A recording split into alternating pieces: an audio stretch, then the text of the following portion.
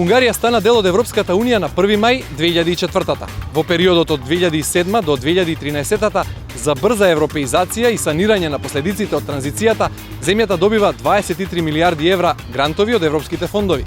Во вториот период, опфатен со програмата за поддршка од Кохезискиот фонд од 2014 до 2020, на Унгарија и се ставени на располагање уште 22 милиарди евра за проекти кои ќе овозможат економски раст и отворање на нови работни места.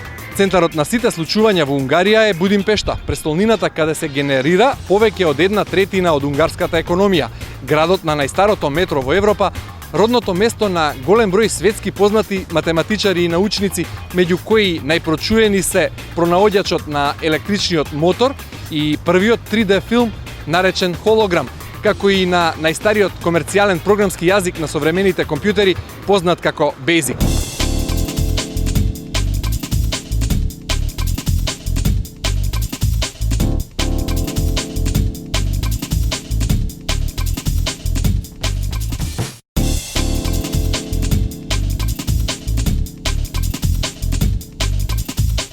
Преубава во лето, величенствена во зима. Минете еден ден во Будимпешта и ќе ја сакате вечно. Главниот град на Унгарија е дом на 1,7 милиони луѓе. Со спојувањето на Будим од десната страна на Дунав со Пешта од левата, од 1873 година функционира Будимпешта, второто седиште на некогашното Австро-Унгарско царство. Дворецот на Будим, Андрешевата авенија, плоштадот на Хероите, брегот на Дунав се прогласени за светско наследство на УНЕСКО. Историјата започнува со римскиот град Аквиникум околу 89-та година од новата ера. Околу 900-та година подрачјето го освоиле унгарците и по еден век го основале кралството Унгарија. Монголите ја уништиле Пешта, но набрзо градот е повторно изграден, а кратко потоа Будим во 1247-та станува седиште на кралскиот двор и еден век подоцна главен град на Унгарија. Кога турците ја освоиле државата во 16-тиот век, оставаат свој белек не само во Будим и во Пешта, туку во цела Унгарија. Градот претрпел огромни штети за време на Втората светска војна. 1/3 од вкупно 200.000 евреи од Будимпешта биле погубени во концентрационите логори. Во 50-тите и 60-тите години од минатиот век започнува вистинскиот развој на градот. Околу Будимпешта е концентрирана речиси 60% од индустријата на Унгарија. Тука се центрите за машинство, металургија и лесна индустрија. Градот е центар за банкарство и финансии, за трговија, транспорт, туризам, но и недвижности. Овој град е значаен економски центар, класифициран како алфа светски град. Тој е еден од најголемите регионални економии во Европската Унија. Оценете како втора најбрзо растечка урбана економија. Според бруто домашниот производ на Евростат по глава на жител во паритет на куповната моќ, Будимпешта е 147% од просекот на Европската Унија, што значи 37.632 евра по глава на жител.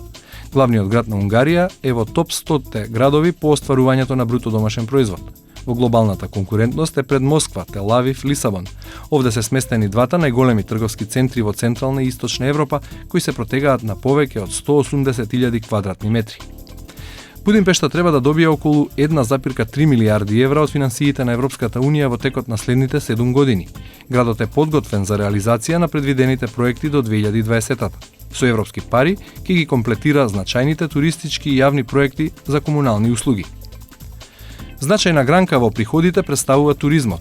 Будимпешта е меѓу 25-те најпосетени места во светот, со повеќе од 4,3 милиони странски посетители секоја година.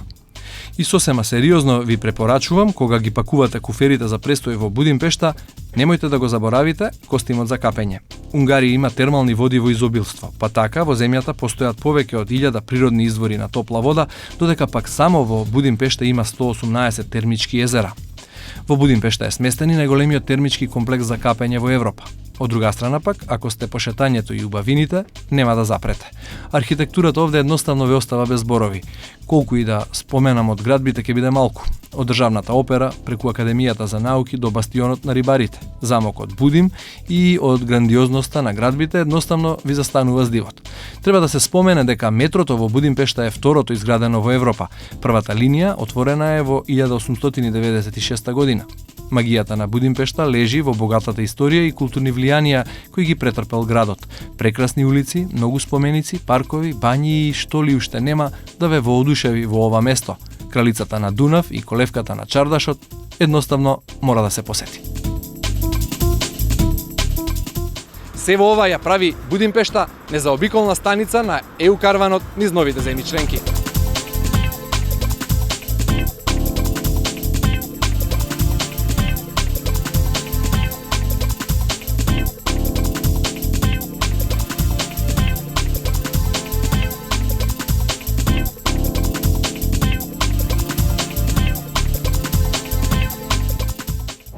Најдобар начин да се предвиди иднината е таа да се осмисли. Ова е само една од многуте убави пораки кои можат да се прочитаат над зидот во просториите на Европскиот институт за иновации и технологија, сместен во оваа зграда чија тераса овозможува прекрасна панорама на Будимпешта. Позади мене можете да го видите Дунав, реката што го дели градот на Будим и на Пешта, а во оваа црвена зграда се сместени повеќе факултети на еден од најпрестижните универзитети во унгарската метропола.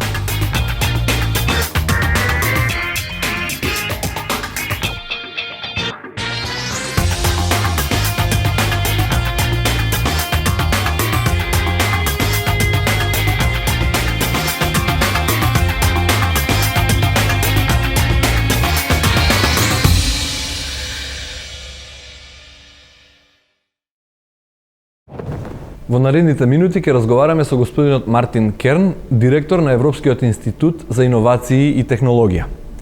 Mr. Kern, welcome to the EU Caravan through the new member states. At the beginning, tell us what is the mission of the institute? Yeah, the EIT, the European Institute for Innovation and Technology, has been set up here in Budapest and Hungary with a clear mission to foster innovation in Europe.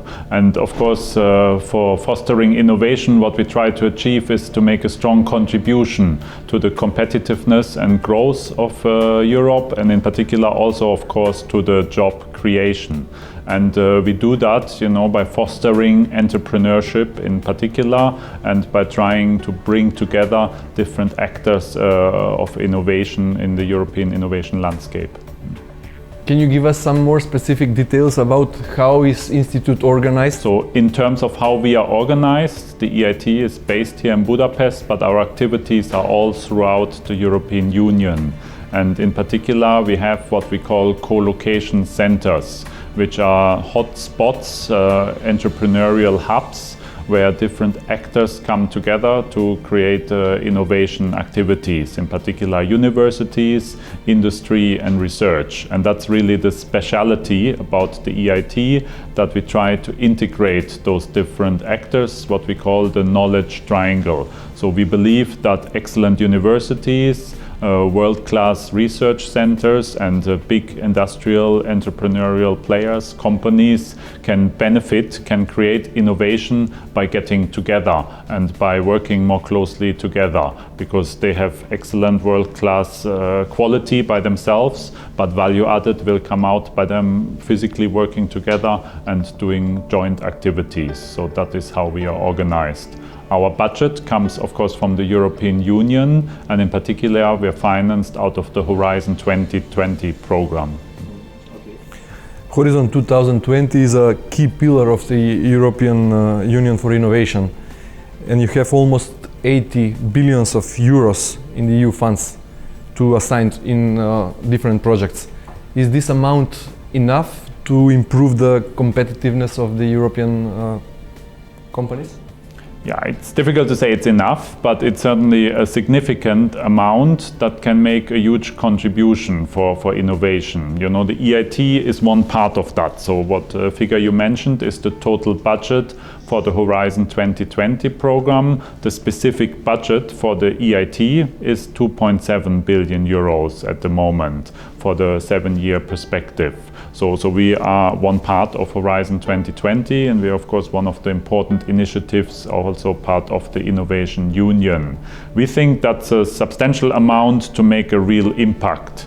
But of course it has to come on top. It has to come on top of funds that are provided from national governments, Also, research innovation should of course be supported by private sector sources, and also there should be a very good cooperation between the different efforts of innovation, and that's very much what we stand for. Our own funding model in the EIT is also built on such a complementarity.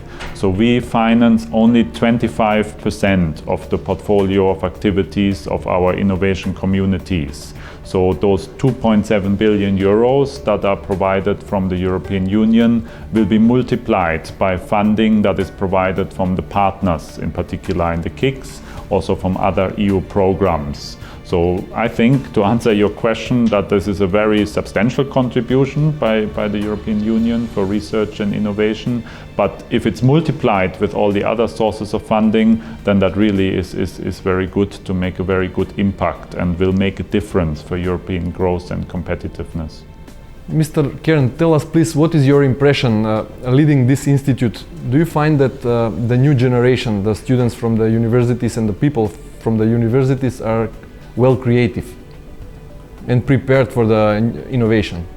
I think there is a real new enthusiasm. I think there's two factors which are very important. Students nowadays maybe don't anymore have the traditional approach to learning, and maybe because of digitalization of society, of a very rapidly changing society, people are ready to change very fast, are very flexible, but also need to be inspired in different ways. So sometimes we see that the traditional teaching models that we still have often in schools, universities, may not be the most suitable ones, in particular to make students creative, to turn them into entrepreneurs. That is why we think we need some systematic changes. We start to offer those EIT-labeled courses to really inbuild dimensions of creativity, innovation, entrepreneurship into curricula, but we would also like universities to think more entrepreneurial as a whole. So not to see their role limited to teaching and research, but see themselves part of an ecosystem that helps students to become later on entrepreneurs, to help them to get jobs, to help them to grow. So I think there is a need also for an evolution in terms of education as a whole, and the EIT wants to be part of that. So that's one aspect, and we can see there is a very, very strong demand from students. So I wouldn't like to generalize, but what we see, and what we see especially among the alumni coming out of the courses of the EIT, is a huge enthusiasm, is a huge energy to become entrepreneurs, to try things, to open companies, and we see almost like a trend for that, you know. And there are several hotspots in Europe, many of which are the same ones where we have our co-location centers, where you can see this type of culture developing. Actually in Budapest, that is also very, very strong, and we hope that can be replicated also in other countries. So I'm very optimistic. We had 1.5 months ago our big event called Innovate, where we also gave awards to the most promising students, the most promising entrepreneurs. And for me it was fantastic to meet these young people full of ideas, full of energy, and really wanting to make a difference, want to make their products a success. So I'm very positive that we can turn things around here.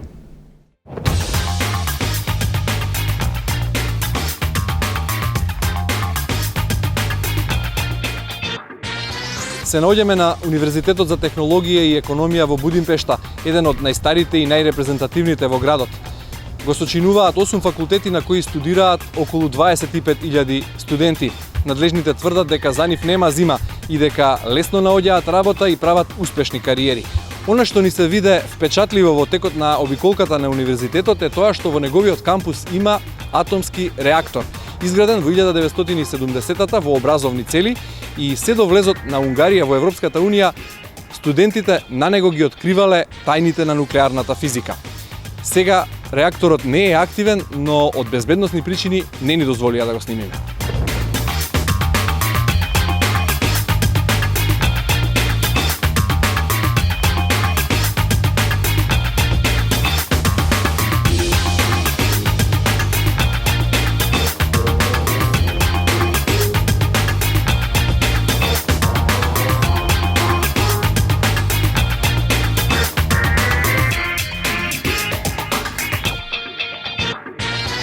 На Факултетот за технологија и економија во Будимпешта разговараме со вице-ректорот, господјата Кристина Ласло. Professor Laszlo, could you at the beginning of this interview give us some details about the University of Technology and Economics in Budapest, about its history, its structure, and something more, like dates for it? The Budapest University of Technology and Economics goes back to 1782. That was when the first predecessor was founded, and since then we grew to have 8 faculties, and 6 of these 8 faculties are engineering faculties, and we also have a faculty for science, mainly for physics and mathematics, and 1 faculty for economical sciences. As the faculty is public, do you have any experience with European projects?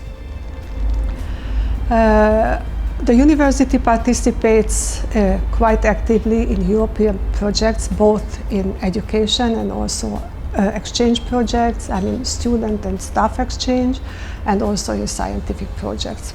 Did the university use some amount of the European funds for educational process or for something else? Yes, we regularly apply for such kind of grants. As with all the applications, sometimes we win, sometimes we don't, but we try to improve those projects, we submit again, and at the moment we have, I think, 5 of such kind of Erasmus Mundus projects which support this, the education also in third countries or from third countries, and one of these is active, which is relatively.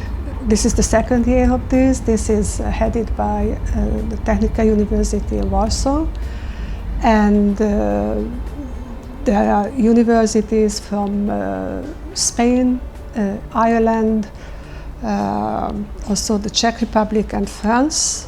I hope I won't miss anybody. And the target audience for this education is the former Soviet Union, the countries from the former Soviet Union. And the student exchange is, I would say, limited, about below 10 students per year for each universities, and I have to be proud that the Czech Republic and Hungary is the most popular for these students. So we have 10 times more students applying for such kind of fellowship than what we can accept, because the fund is limited. So we are only allowed to accept as many students as are covered by this European fund. Do you have collaboration with European Institute for Innovation and Technology? Yes, we have. Tell us something about common projects that you have, please. Couple of such projects. For example, there is the Time Association, which particularly supports the so-called double diploma, which means that on master level. So this confines about 50-something countries from all over the world, and these countries, 54 institutes from all over the world, and these are high-ranked universities, and the goal of this project is that at MSc level, the students who are dedicated to these programs, they spent 1 extra year instead of getting their diploma. I mean, the MSc within 2 years, they spent 3 years on getting the MSc diploma, but they get 2 diplomas at the same time. So from their home university and also from the other university, which is also kind of supporting the international experience of our students. Are the European companies prepared for the innovative discoveries? Well, we do have excellent companies in Europe, no doubt about that, and there's a long tradition of that. And we have innovation coming very much out of European companies. Sometimes that is a little bit drowned out by some of the big success stories which you have nowadays, in particular coming out of the US. And you have these high growth companies like Google or Amazon or others. So it's sometimes easy to forget that we do have also very, very excellent companies here in Europe. We think that they can further grow by making use of the cooperation potential and of the public-private partnerships that can be offered by the knowledge and innovation communities. So we think companies, especially big companies, often become a little bit conservative. But if they get new ideas from universities, from students, from research centers, they can capitalize on that, and that can reinforce them and make them stronger. What is the path towards world-class products? How to produce it? Well, there's no easy path, otherwise everyone could do it. You and me wouldn't be here, but would create a world-class product. The important thing there is that you have new ideas and have an ecosystem that lets this idea grow and foster. Because I think very often there are good ideas for new products, good ideas that exist in laboratories, excellent scientific research, but that is not brought to the market, that is not brought to the customer. So one of the key success factors, we believe, is that from the beginning people think on who is the customer, who is the market for such a new product, for such a new service. Because only if you have someone you can actually sell it to, then you will actually succeed. So one of the activities that we have at the EIT is to help companies, to help researchers, to help scientists to really think in a more commercial way and to think also of what is the destination for such a product. So what we'll do is not give you the success story path from A to Z, say, okay, if you do A, B, C, D, you will be the next Google, because that doesn't exist, such a recipe. But we create an environment, an ecosystem, a network that allows someone who is committed to have a good idea to take that stage by stage into technological readiness and then eventually to the market and to the customer, and then make an impact by growing your company.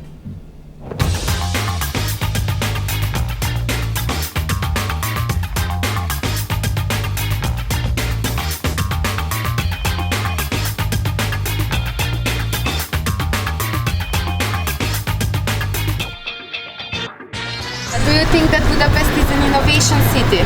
Innovation city? Probably not. I mean, it's standard European city really. I don't see much innovation going on in Budapest. Absolutely. Yeah, I mean, look at the city. It has so nice heritage architecture, but still it yet so modern. It has an excellent transportation system and all the great brands are here. I see all the FMCG companies, all the innovative IT companies over here. So definitely it's a good balance of modern as well as the old architecture heritage which they have kept it here. So yeah, it is definitely. Do you think that Budapest is innovation? Yes, I think innovation comes from excellence. It comes from youth. There are a lot of young people here. They have a lot of good and bright ideas. They are ready to work for new creative industry and different kind of a work. If you look around, there all the way there is young people around us. So there is definitely a lot of potential for creativity and innovation in this city. Yes. Yeah, I think there are lots of famous Hungarians, famous of their innovation.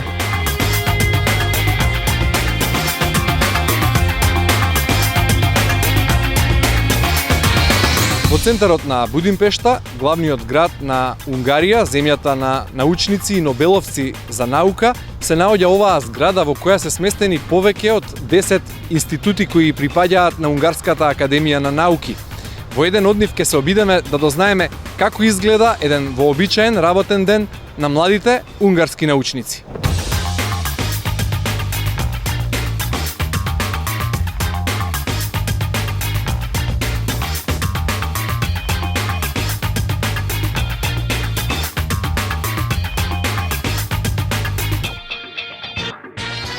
Разговараме со господинот Иштван Хатвани, кој благодарение на стипендиите од Европската Унија денес е доктор на науки за животната средина. Mr. Hatwani, could you please share with us your experience with EU scholarship and tell us what is your profession and what are you doing now? From profession, I'm an environmental scientist. At the moment, I'm working in the paleoclimate research group of the Geochemical Institute of the Hungarian Academy of Sciences. And regarding the first part of your question, I could say that I consider myself lucky because I had the opportunity to compete for two scholarships. One when I started my PhD and one after I got my PhD and got admission to this particular research group. Both of these scholarships were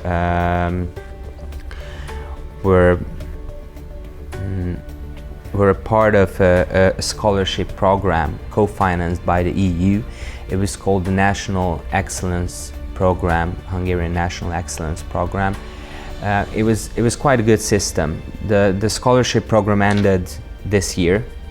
It lasted for 3 or 4 years, I think, and it was a good structure because it gave the opportunity from graduate students up to professors even to compete for funding, which funding was free of use. I mean, they got money and they were able to use it for whatever they needed it. Like they were able to buy a new PC or go to a conference or buy new lab equipment or just get an extra income. Does your title, PhD in Science, and your profession allow you to live a comfortable life here in Hungary?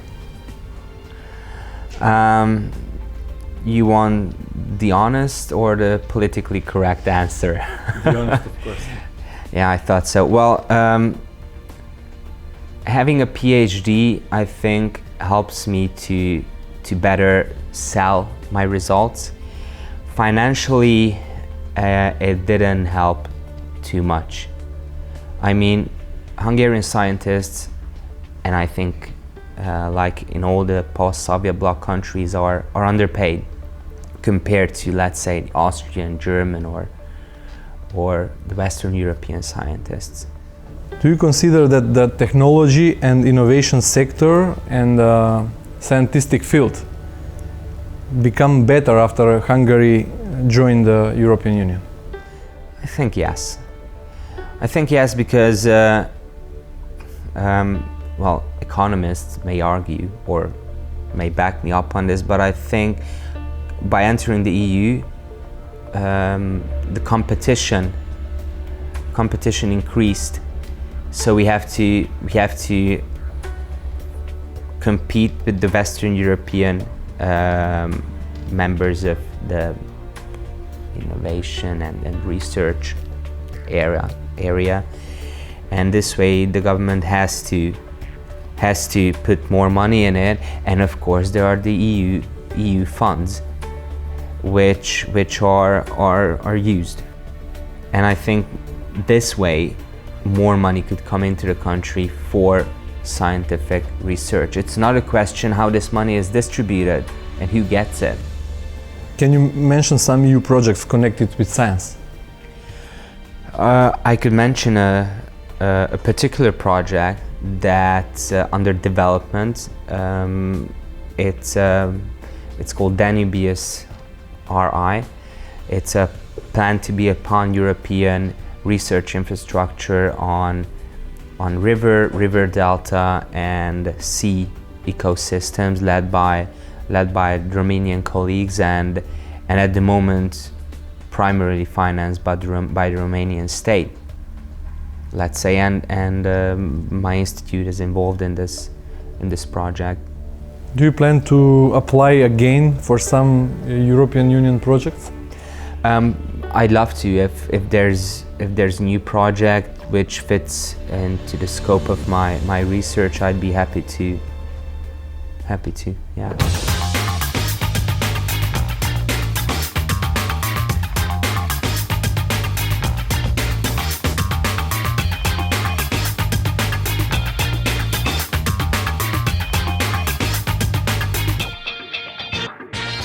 И додека надлежните во Европскиот институт за иновации и технологија, заедно со студентите, универзитетските професори и деловните луѓе, создаваат нови проекти што ја креираат европската иднина. За историјата на овие простори, новите генерации учат од бројните музеи.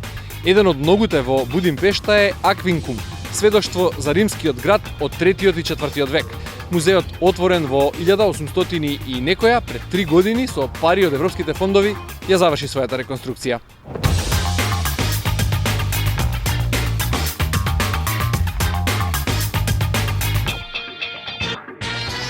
Во еден од многуте музеи во Будимпешта разговараме со заменик директорот господјата Оршоја Ланг. Мис Ланг, Аквинкум. Tell us please what does this name mean and give us some dates about your museum.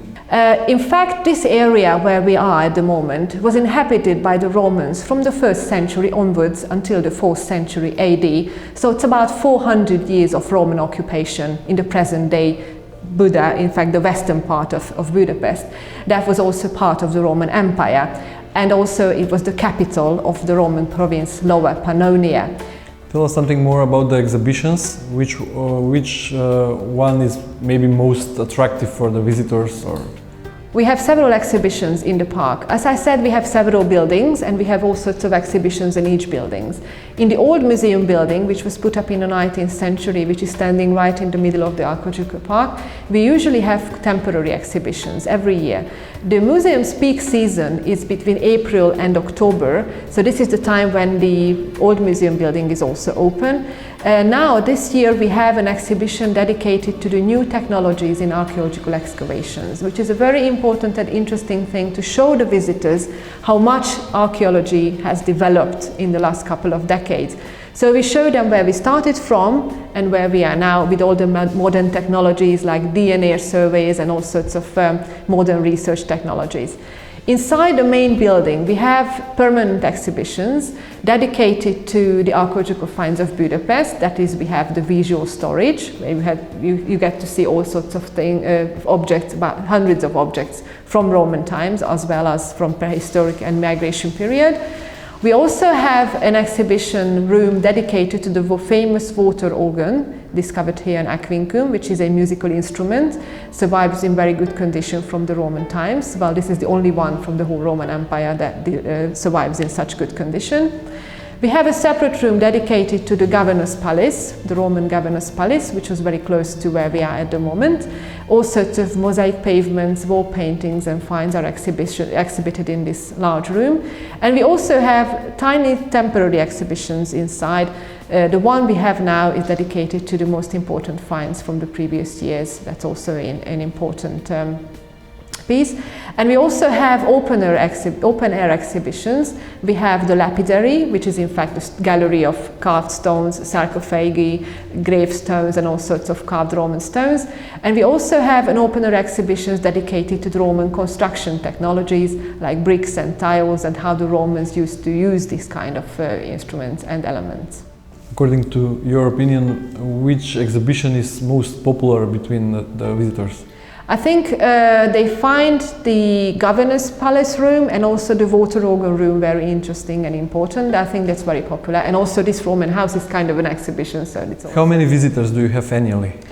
We have 40, now over 40,000 visitors per year. That is an increasing number because last year we had 30,000. So we had, during a year, we had 10,000 more visitors, which is also due to the fact that we have new attractions here at the moment and also due to the number of programs that we organize for the visitors. What do you know about the ancient history of Budapest? That's a bit question. Not much, to be very honest. I haven't read much about the history of Budapest, to be very honest. All I know that the city was invaded completely in World War II. That's what I know about it, but I'm sorry, I don't know much about it. I know there is a lot of architectural history in Budapest. There's a lot of Jewish background in Budapest before the World War II times. There's also a movie which is made. There are a lot of songs which has been made on Budapest, which makes it very special and unique compared to the other European cities which are there. So, but not too much into the detail. But yes, we know that there is a lot of things to read and a lot of knowledge to gain from this city. I know that first there were 3 different cities, Óbuda, Buda and Pest, and they merged them together, and that's how Budapest was born. We did some reading before we came here. We read about almost, I think, 2,000 years, the city, maybe more. Read a little bit about the history. Try to remember by visiting the sites. Very little. Anything I do know was pretty much gathered before I came to Budapest because I've got Hungarian friends. But in terms of coming to Budapest and learning about its history, it's very limited knowledge that I had available. When did you apply for the European project, and then tell us something more about the realization? We applied for this money first in 2009. This is when we built up the whole application and built up the whole project, because we definitely wanted to develop this southern area where we are now, including building up a Roman type of house where we are at the moment. We also wanted to construct a Roman type of playground, because playgrounds are everywhere in Budapest, so we wanted to make something like special one, what we carried out here. We also wanted to reorganize the gardening area here, which was also part of the project, and also wanted to make up a new entrance area, a new entrance building, and also kind of a new car parking area, which was also part of the project. And inside the museum building, we definitely wanted to focus on kids, so we decided to include a computer programming room dedicated to kids, and we had different games, like Kinect-based games, for kids and also for teenagers. The whole project got the European sort of support and the money of 1 million euros, which was also supported by the own resource from the municipality of Budapest, about 100,000 euros further on, so we could carry out the whole construction what we wanted. The whole thing was finished in 2011 and 12, and this is where we opened all the attractions to the public. How much is the price for entering tickets? One ticket for an adult is 1,800 forints. It means about 6 euros? Yeah, about 6 euros, yeah. Can you compare the numbers before 2004 and now? I think that was about between 20 and 30,000 people per year. And it also depends on how long we are open, because previously the museum was only open from April until the end of October. But since we have a new museum building, which is open all the year through, we are now open all the year through. So comparing the numbers is also depending on the time period we are open on. But since 2007, we are open all the year round. So that means also more visitors, because we are open in the winter time as well.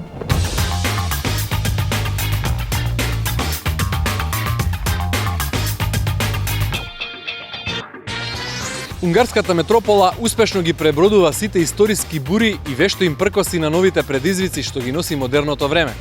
Тоа е така бидејќи постигнала баланс меѓу почитувањето на минатото и инвестирањето во сопствената иднина. Ако во изминатите 40 минути не се уверивте во впечатокот дека Будимпешта инспирира и ја стимулира креативноста, еве на крајот на овој EU караван низ новите земји членки уште 2 податока.